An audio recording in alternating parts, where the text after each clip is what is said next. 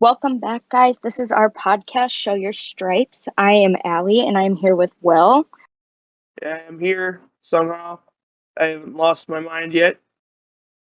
And we are going to be recapping this last two games against Toronto. I think today went a lot better than any of us were expecting. Yesterday was a little bit of a disappointment, but I think today definitely made up for that. Yeah, yesterday's game was. I feel like it kind of embodied the last few games in a whole nutshell kind of thing. Oh, Yeah, yeah, I I agree. mean, the score should have been 3-3, but the defense let us down again. And two of the runs that the Blue Jays needed to win, the two runs they used to win, were unearned. So, That yeah. was yeah. I definitely think yesterday was completely winnable, but our defense it's gotten to the point that it's just so many mistakes lately. I mean, how we've had what, 8 unearned runs in the Yeah, last. I saw a stat yesterday. It was like 8 unearned runs for the Tigers over their last 3 games.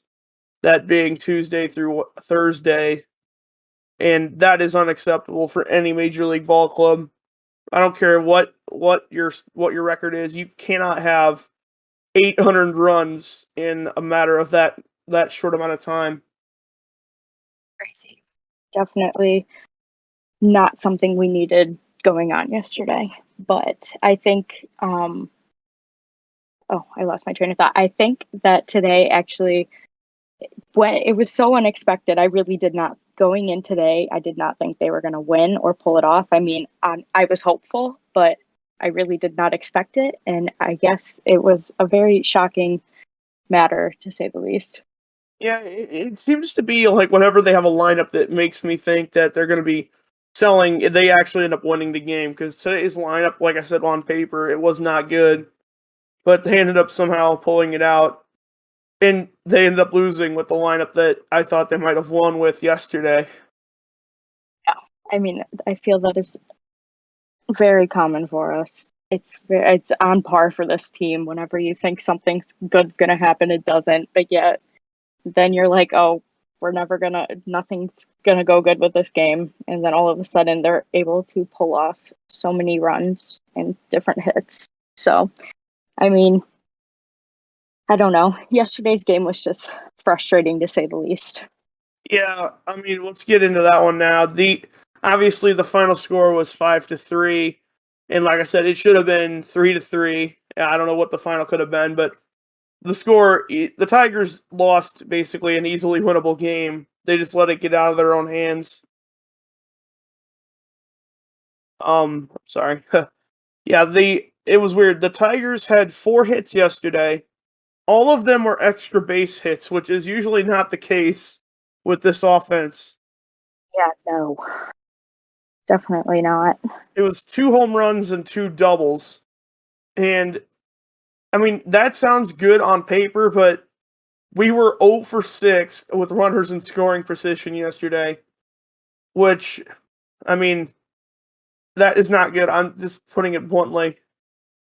I mean, for crying out loud, I'm looking at the numbers here. Miguel Cabrera yesterday was 0 for 3 with a walk, but left 5 men on base, which is very uncharacteristic of him. Yeah, definitely. That's pretty high for him. Yeah, I mean, and it wasn't like the Blue Jays had their best arm out there. They had Yusei Kikuchi on the mound, who I mean, he was dominant yesterday. Let's be honest. The only run that the Tigers got off across at him was from a Willie Castro home run in the second inning, and I thought maybe they could score off of him because, especially considering in the past, I know that the Tigers have had success off of him, especially Eric Haas. He hit his first home run last year against him. Yeah. So I thought, like on paper, that they would be able to at least put something across, but no, they ended up.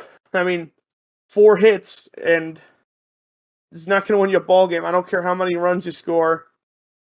I mean, when you're 3 RBIs, one is on a sac fly, and the other 2 are solo shots. I don't think it's going to win you much of a ball game. No, you need more than that. You need people actually on base bringing them those runs, which was just not the case yesterday. I mean, I mean, it was nice to see Willie and Scope both get their home runs yesterday, because I know those two have been very light on homers this season. So yeah, the whole game really sum it up. You can basically take a look at that eighth inning, the top of the eighth in that game. You had a Victor Reyes leadoff double, Robbie Grossman reaching on an error, because that's basically the only thing he would reach on. Let's be honest.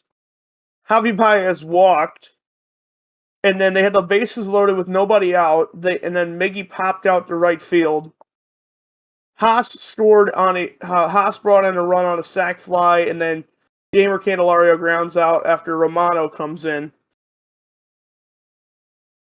I mean, it all just comes down to us leaving way too many people on base again. I mean, I feel that's just been such a big problem with this team this season, is how many times we've either A, loaded the bases and brought in no runs, or B, had just players on base and bringing in no runs. Yeah, Neither which are good. Yeah, I can remember back in, I think it was April, when Baду was still up here. He got on, I think it was in the eighth inning in a leadoff triple, and we couldn't score him. Yeah. And it's been a thing going on all season. This team just cannot hit in the clutch, it seems. No. The only Like, ones who I could say can lightly do it probably would be Eric Haas, Riley Green, and maybe even Victor Reyes. What? yeah. But I mean, we've seen that this week, so yes, but there's not that many others that can seem to do it. I mean, but like I said, the game yesterday could have been won if the defense did not let us down, because you had Javi Baez making his 13th error of the season, which, by the way, he is now tied for the second most errors in the major leagues. I think two other players, and then isn't Bobby Witt Jr. now in the Yeah, highest, I believe, with 14? I believe. There's an account, I think I follow the MLB errors account, and I think I saw that earlier, but I could check it, but I think that's what it was. I believe so too. I think it got changed. I think he hit that, or had that 14th error today, so that is a ridiculous amount of errors for 100. We're at 100 games, so I mean, 13 errors is way too many. That should not be happening.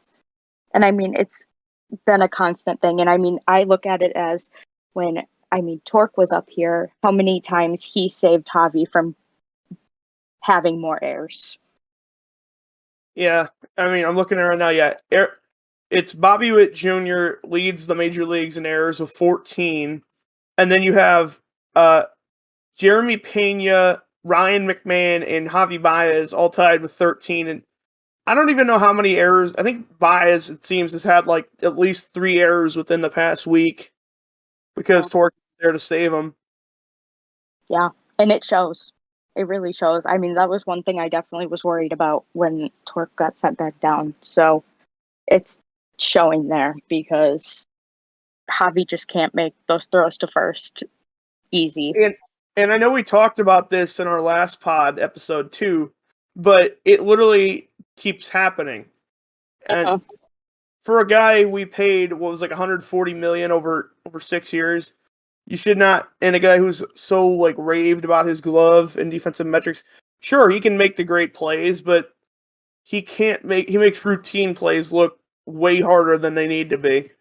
Yeah, completely. And it's costing this team too much at this point. I mean, going back to, yes, yesterday the other error with Haas, but we easily could have avoided at least one of those errors yesterday. Yeah, you had the two. Haas was on Wednesday. They had Baez yesterday, and then Candelario had another error. But I mean, Right. his hitting has made up for his errors recently, so I can't really criticize the man for that. He's been on a good hot streak, so it's really hard to criticize that one. Yeah, I mean, the pitching was yesterday, like, the pitching was not terrible. I'm looking at the numbers here. You have Tyler Alexander started for the first time since, I believe, April 29th, and he took the loss, but only because of that error. You went 4 innings, allowed 5 hits, 3 runs, only 2 were earned, walked 1, struck out 1, and the big thing that killed him was the Matt Chapman. I believe his second home run, I think, killed him. Or Or no, it was the first home run. It was first. I'm sorry. His first one was like, I think, a mistake pitch, and he knew it was a mistake because I remember you yeah, seen it. He like he ducked down on the dropped. mound. He just dropped down. Like he knew Yeah, that instant that he knew he that made a ball was mistake. gone. Which just, I mean, that sucks. And it was very obvious that that was just that mistake pitch cost it. Oh, so, Yeah, it's but definitely yeah, um, it's it's definitely. definitely sucks for him because I mean Matt Chapman was like on another level. Even tonight, he hit another one. I know he just. I mean, just I was like, can we please just stop pitching? I mean, I know you tweeted that. Can we just stop pitching to him? Because God, I feel like it's just a disaster waiting to happen when he was up to bat. Yeah, Luck- I Luckily, mean, our bullpen seemed to do good against him the rest of the night, but. other than Angel De Jesus, who gave up the second one Mhm. he hit, which I'm going to be honest, I'm not sure why he pitched and why he's still on the major league team. But he's not terrible, but like you got to use him and you got to know when to use him. Mhm. Definitely. I mean, compared to our bullpen tonight compared to yesterday, I mean, I feel there was major differences going on between them. Yesterday they seemed to do okay, but I think tonight was it was a bigger difference with being able to get them off and strikeout wise. Yeah, yesterday the Tigers had 5 strikeouts as a team, by the pitchers and by the hitters they struck out only 6. So there was not a whole lot of strikeouts by both teams in that game. But Yeah. but yeah, I'm looking back at the hitting here. Um, you had Robbie Grossman 1 for 3. He had one of the 2 doubles and walked once. Javi Baez was 0 for 3 with a walk. Miguel Cabrera 0 for 3 with a walk. Haas was 0 for 3 with a sac fly. Candelario was 0 for 4, but he made up for it tonight, so we don't have to worry about that. Scope was 1 for 4 with that solo shot in the 7th. Willie Castro was 1 for 4 with that solo shot in the 2nd inning, and he also made a pretty hell of a catch to rob Vlad Jr. of extra bases. I believe it was it was either the 6th or the 7th. I'm not sure which one it was, but I mean, It was a pretty insane catch. I was one to say back when Willie got converted into an outfielder that this experiment wasn't going to work. I mean, sure, he has his lapses out there, but he's been relatively flawless in the outfield as of recent, at least. Yeah, I agree. And He's been he seems to have been picking up a little bit better even over the last few weeks. I've noticed it's been a lot better in the outfield. it's going to keep him along around here a lot longer, I think, with his now flexibility to play. Because now you can play him at second, short, third, basically everywhere except catcher, and first base. I believe you could play him now. Yeah, which we definitely need more players who are more versatile around because we obviously seem when I just look at like our first base right now and how that's going. So we obviously need players that are a little bit more well-rounded with where they're playing at. And yeah, look, going back to the numbers here, you got Harold Castro 0 for 4 with 2 strikeouts, and Victor Reyes was 1 for 3 with a double and a run scored. Excuse me, but like I said, the errors killed us in that game because again, if those 2 runs didn't score, who knows what could have happened? it definitely easily could have been our game, especially with how they've been picking up the lead towards the end of the innings lately with our last few games. I feel like we've been pushing through all the way to the end. So who knows what would have happened if we didn't have those errors. Yeah, I mean, what I'm gonna be honest, like the errors need like I feel like the errors tonight, like I said, weren't gone, so something obviously Mhm. was said about it. But Yeah, I felt like 2 errors a day seemed to be becoming a daily occurrence, at least to me. But now, obviously they fixed that issue, at least today. yeah. Let's hope they can keep that up. I That will mean, be it will be very helpful if they can actually stop with these defensive errors. I mean, I think that was the biggest thing this week with with how we lost some of our games is because of those errors. yeah, another thing I'm looking at here, basically everybody in the Blue Jays lineup, other than Teoscar Hernandez and Santiago Espinal, had a hit for the Blue Jays in their starting 9.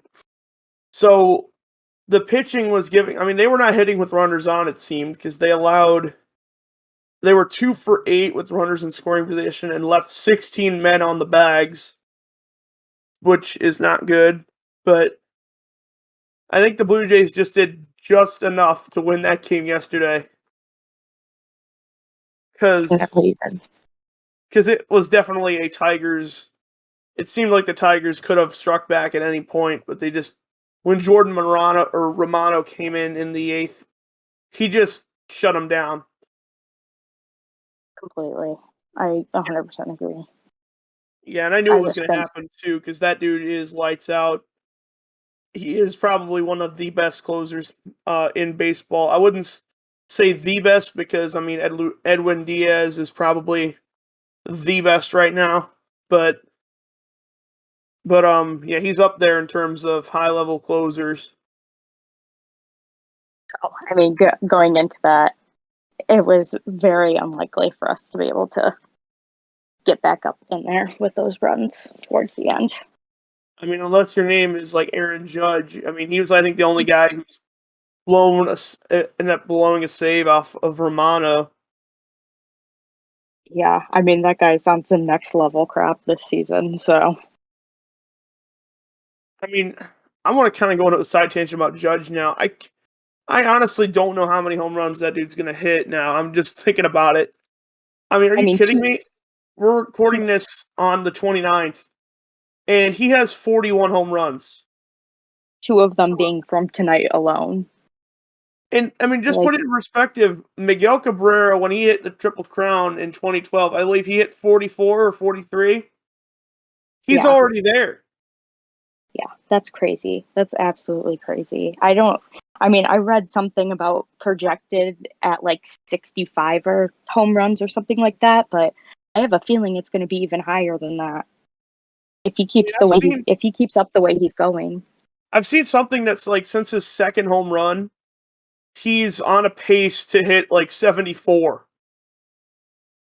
That's insane. That is an insane amount of home runs. I feel like I just go on Twitter every night and it's just Judge hit another homer in the game. Like it's just a constant thing for him to be hitting homers like every night, every other night. I mean, and even tonight, the home runs he hit, he joined elite company in terms of Yankees that have hit 40 home runs by the end, but before the month of August. The list before tonight was Babe Ruth with 41, and forgot his name. It was Roger Maris had 40, and he tied Maris and passed him, and he tied Ruth tonight with that Yeah, second home run. that's that's absolutely insane.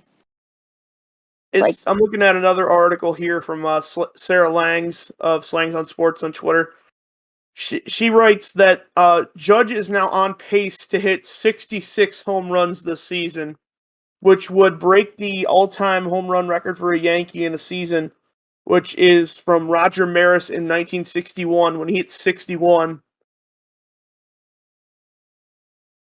I mean, I don't even have words.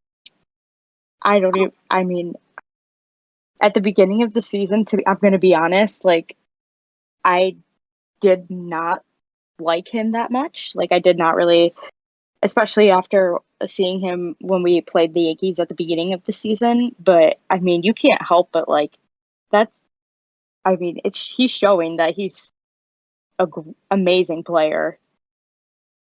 I I mean, mean, you can't, like, as a baseball fan, you just gotta sit back and admire it. I mean, I can't hate the man for this.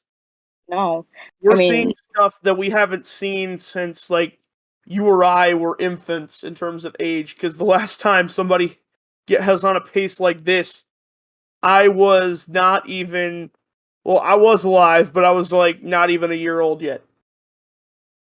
yeah, that's crazy. I mean, it's baseball history there.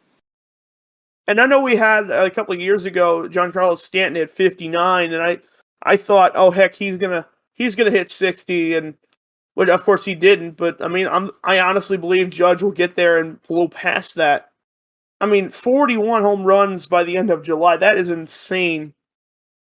Yeah. He's got to blow past that. I mean, there's still so much time. I mean, there's still what how I mean, we still have 2 months, 3 months left for him. I'm thinking here. I'm trying to see what the Yankees, like, how many games they played. I think it's probably be something like 60 games or something like that. 61, 62, 60 games. Yeah.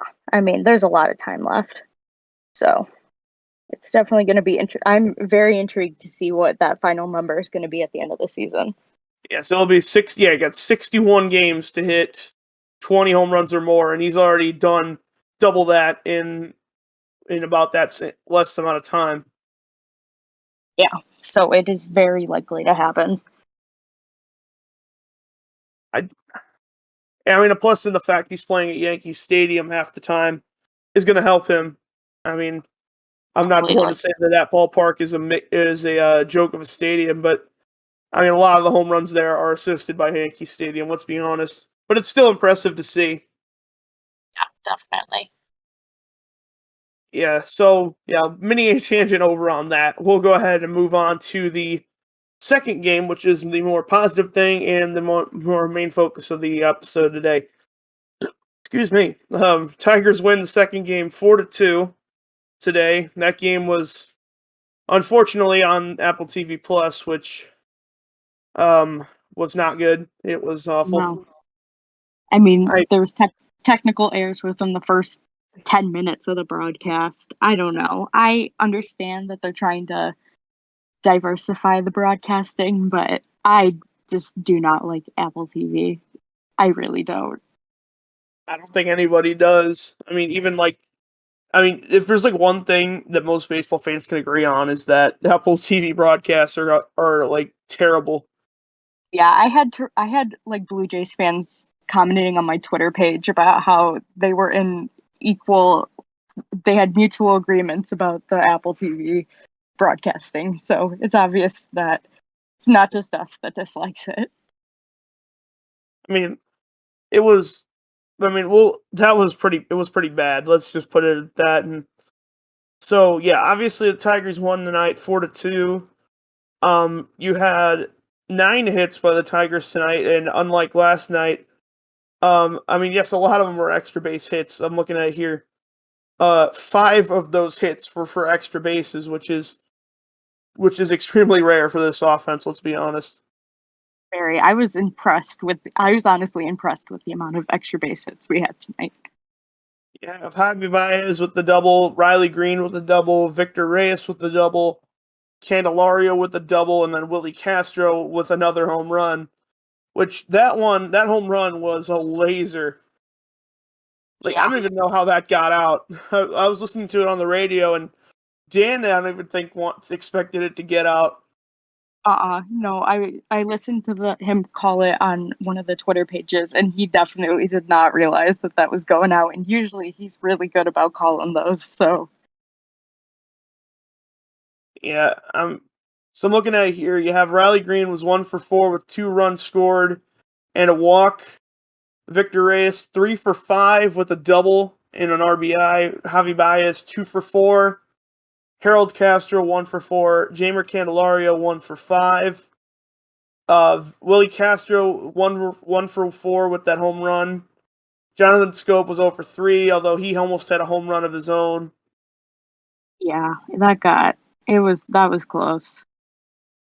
Tucker Barnhart 0 for 4 with 2 strikeouts. I'll probably get into a segment of just going on explaining why I don't think he should be on the roster in a minute, but then they have Akil Baddoo 0 for 2 with a walk and a strikeout. I mean, I don't know what more you can ask for from the offense, especially one without Miguel. Yeah. I mean, I was on it. Like I said, I was honestly shocked with how well they did tonight. I was not expecting it. I'm very happy to see it. It's nice to get these nice games that bring your hope up a little bit higher again.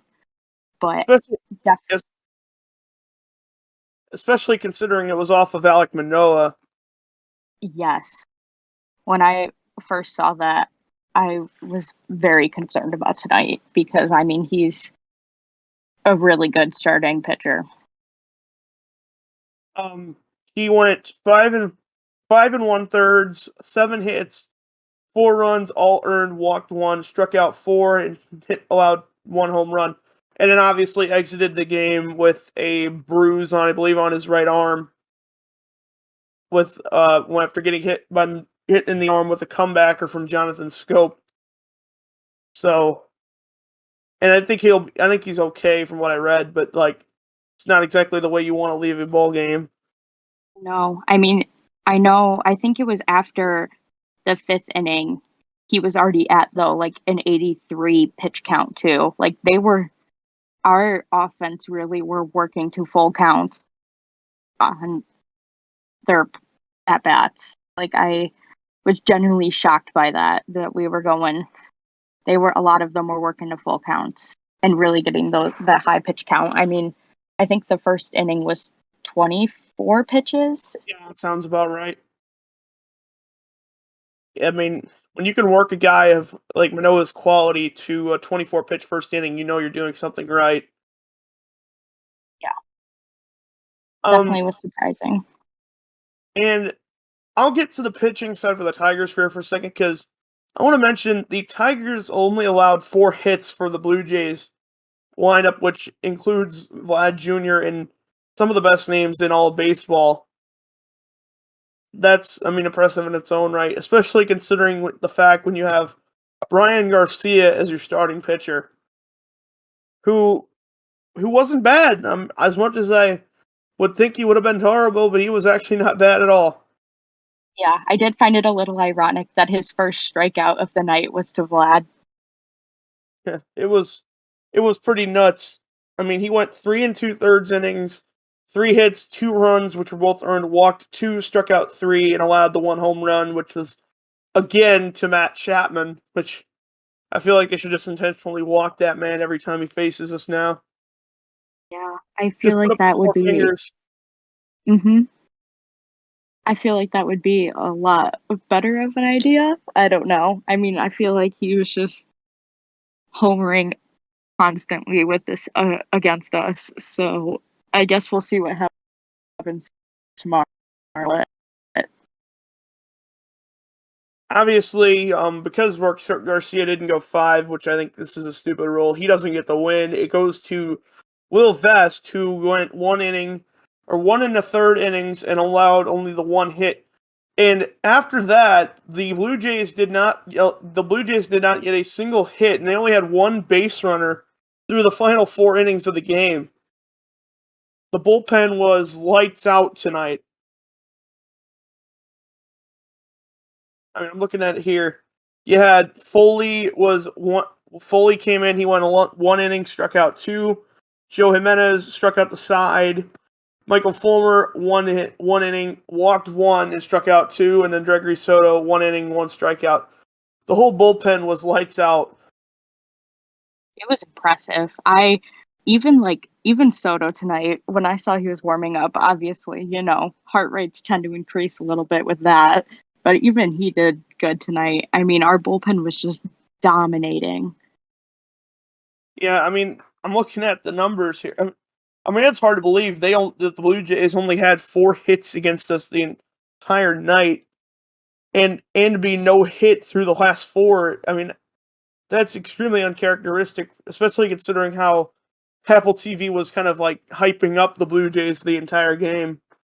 Oh yes, I definitely noticed that. I feel like our team was constantly just slightly being brought down a little bit there.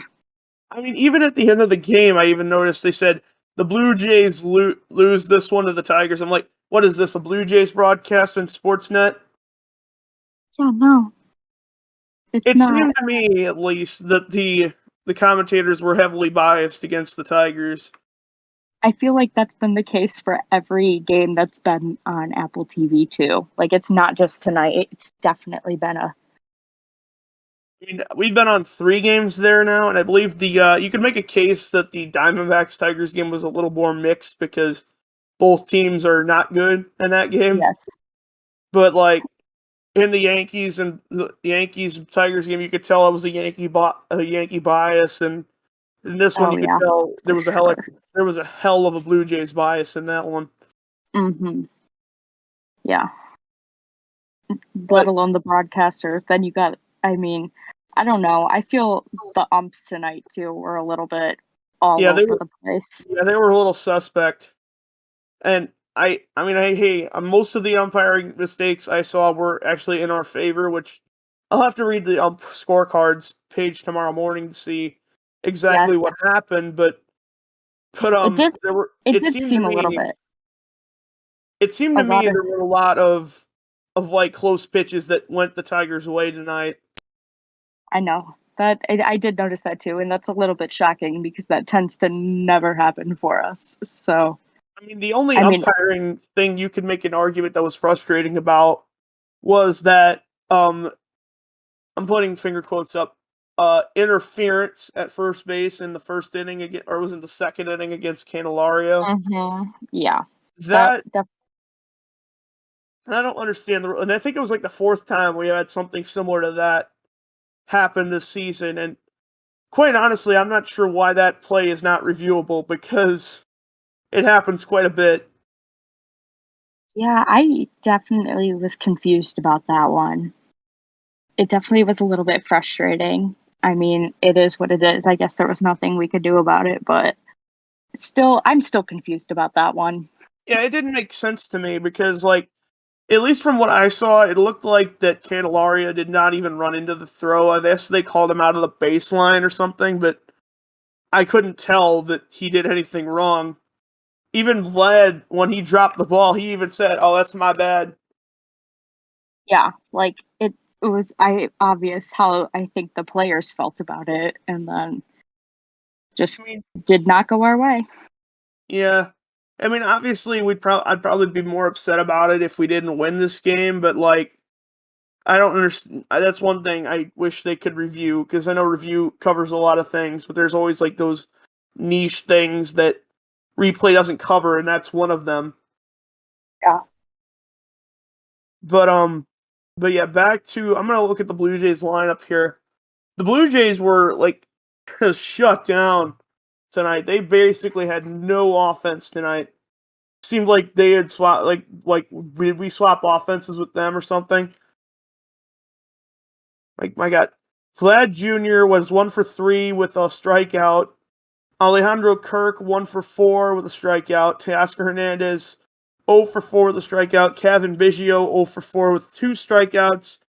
Lourdes Gurriel 0 for 3 with a run scored, a walk, and 2 strikeouts. Matt Chapman 1 for 3 with the home run and a strikeout. Ramel Tapia 1 for 3 with an RBI. Bo Bichette 0 for 1 on the bench, off the bench. Santiago Espinal 0 for 3, and Zach Collins 0 for 3. There was basically no offense from the Blue Jays outside of those two runs scored. I mean, 11 strikeouts tonight. That's compared to what the 5 yesterday. I mean, I think it was that's 6 crazy. yesterday. 6, yeah. I mean, and it's especially shocking considering only the starting pitcher, Brian Garcia, only struck out 3. So 8 of them just came from the bullpen. Yeah, that's crazy. I'm looking at it here. It looks like from the 6th, 7th, and 8th, 6th, 7th, and 8th innings, when the Blue Jays had only 10 at bats and retired, or was it? It would have been 10 at bats with only the walk and a bunch of strikeouts. They struck out in in the 6th, 7th, and 8th. They struck out 7 times of those 10 at bats in those innings. That's insane. I mean, That's a hefty number. they were just getting dominated in those middle innings there. Yeah. I mean, and that just makes me look at it. I mean, I'm very interested to see if and who is going to get traded. I mean, especially just with how how dominating our bullpen has been these past. Just this season alone. That's exactly it. I'm thinking because you'd have to think they'd have some scouts on hand to watch that, especially considering you had Joe, Michael, and Gregory Soto all pitch tonight, and those 3 names have been thrown around as trade bait quite recently. So to see them perform the way they did, that probably brought in a bunch of attention. Yeah. So it'll be interesting to see what happens there, because it's pretty obvious that something's going to happen with one or more of them. So I mean, in an ideal world, I'm going to say this: if I had to be the GM for a day and had to trade some people, I would probably trade Fulmer, trade Chafin. As much as I'd hate to say it, he probably wouldn't come back, and probably see what Soto would get. If you get a good offer for him, trade him. But if you don't get one, keep him. And I don't think Joe is going anywhere, so I'd keep him too. I honestly hope he stays. He's been, today he had three back-to-back strikeouts. Yeah, he struck out the side. I mean, as long as they don't trade Scooble, I would be completely fine with what they do. As long as they can get some decent players in return, so that this is not like a full-on rebuild, more like a retooling and kind of like supply that farm system. Yeah, no, That sort of thing. Scooble's the one that if he gets traded, I don't know. That's the one that I just can't seem to let go there. I just can't see it happening. I'm gonna be honest. I just can't see it because, like, especially with the Mariners getting Luis Castillo tonight, I think that takes them out of that equation.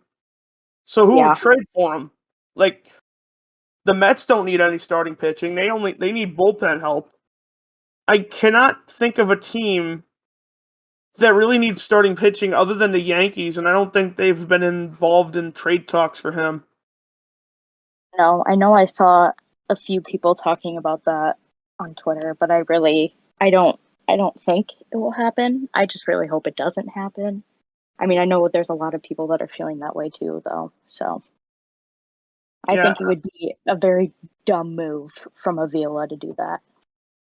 I feel like if that does happen, people are gonna be like showing up Comerica the night of, like, 'cause I know the trade deadline is I think 6 p.m. on Tuesday. Which I wanted to say I didn't know it was at 6 this year because it's been at 4 in years past, and I'm like, why is it at 6?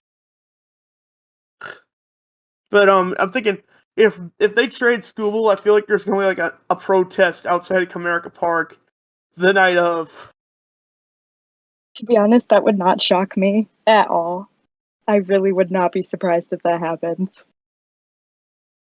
Yeah, I'm. I mean, hopefully it doesn't get to that point, but if it does, that would not shock me at all. Yeah, I'm really hoping that Avila at least uses his like two brain cells to at least know what he's doing when it comes to the deadline, because I'd rather not have to blow up the core than if I can help it. As long as if you can like keep most of the guys around and kind of like retool for next season, whatever happens Yes. then. As long as you can keep most of the guys around, I'm fine with it. Yeah. It's starting to seem like our offense is somewhat coming alive. I mean, let's hope it stays that way. I hope I'm not jinxing anything right now, but I feel like at least since the break, they've been getting a little bit better. Because I mean, I know the games before our break were just horrendous. So Yeah, they haven't been shut out in a week, which is, I mean, something, right? yeah, that says a lot when you don't have a shutout within a week of games. Because I feel like getting shut out has been just a very constant thing with us. Yeah, I'm just gonna check trade rumors real quick. We got there's nothing on here that's really that I haven't read already, but I'm just hoping that they know what they're doing, Yeah, I mean, I guess that's all we can hope for. because I feel like up until the deadline passes, I'm just gonna be like on the edge of my seat, just hoping that they don't completely just say, fuck it, we're just gonna go ahead and tank for some draft pick, which will probably end up ruining anyway. I definitely, until it is passed, it's definitely going to be an interesting few days. It's definitely stressful every time I see a notification pop up. I'm like, oh god, like it's coming, it's happening, something's going to happen. Yeah, I mean, I just hope that um if Al botches this, Chris will actually know what to do and actually fire him for once. But I feel like he probably, even if he does botch it, I feel like Chris will be so inept that he wouldn't even fire him. Yeah, that also definitely would not shock me. I mean, it's obvious that he has been here far too long than he should have been, and nothing's being done with that. I mean, I know we've talked about that a lot, so I won't necessarily get into it again, but Yeah. So I think we can go ahead and wrap things up. We'll just go ahead and preview the next few games before we sign off for the night. And whenever we record next, we will let you guys know, because we don't know what our schedule is going to be for the next few weeks or so. But let's go ahead and look up. We got tomorrow. We have it will be Drew Hutchinson versus Ross Stripling at 3:07 p.m. Which I've said it once. I said it in the last pod. That is a weird time for a ball game. yeah, it definitely is. I don't know what it is lately with all these weird times. Well, I know that 3:07 start is a Toronto only thing. They're like the only team that does that time, and it never makes sense to me. No. So yeah, there'll be Drew Hutchinson versus Ross Stripling tomorrow. That one's really a toss up, but I mean, because Stripling has not been like the guy he was his rookie year with the Dodgers, but like you could make an argument that Drew Hutchinson can actually deal for Yeah, once. I mean, he's been doing pretty good, so I guess we'll see what happens tomorrow. And then obviously some Sunday afternoon, you've got another game on Peacock. That game will be at 12:05 p.m., so right at noon. You've got Garrett Hill versus Jose Barrios. And like I said in the last pod, those guys both have ERAs over 5, so that's going to be a toss up. Yeah, definitely will be. I mean, I won't be able to watch that one, so but I'll be paying close attention to that one on the app. Yeah, it's going to be, and then we got the Twins for 3, and the app here does not show who's going to pitch, but I have to guess it probably would be Scooble on Monday because I don't think even if with all these trade rumors flying around, I don't think you're going to skip his start for that necessarily. I feel like he'll be playing Monday. I guess we'll see, but Yeah, we should get some sort of like notice from AJ. It'd probably be tomorrow or Sunday that'll say what the plans are. And hopefully we can have a respectable ball club when they come back to play the Rays next weekend, especially with Sweet Lou's number retirement, which will be nice to see. I want to say this before we go. I really hope, because I assume Al would probably be there for that. I really hope they boo him. Like he deserves to get booed. yeah. I mean, it already happened with the 3,000th celebration when he He was deserves to there. get booed heavier than that, though.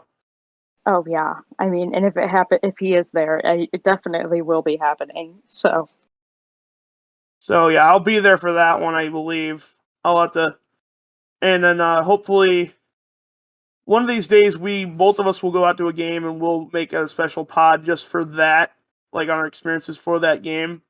I yeah. believe so. We'll keep you guys updated on what we're gonna do with the show. We're kind of just experimenting with a bunch of stuff.